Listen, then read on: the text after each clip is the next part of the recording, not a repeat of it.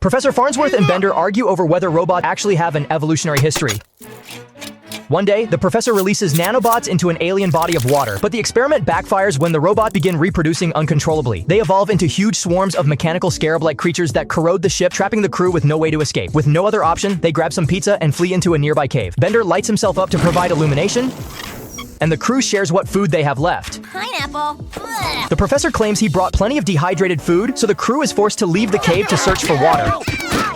Outside, the world has already developed into something resembling a primitive jungle. The crew enjoys a meal by a pond, and Fry starts playing in the water. Suddenly, a steel water monster leaps out and snatches Fry. At the same time, a steel Tyrannosaurus charges out of the forest and bites him. Moments later, a Triceratops rams the Tyrannosaurus into the pond.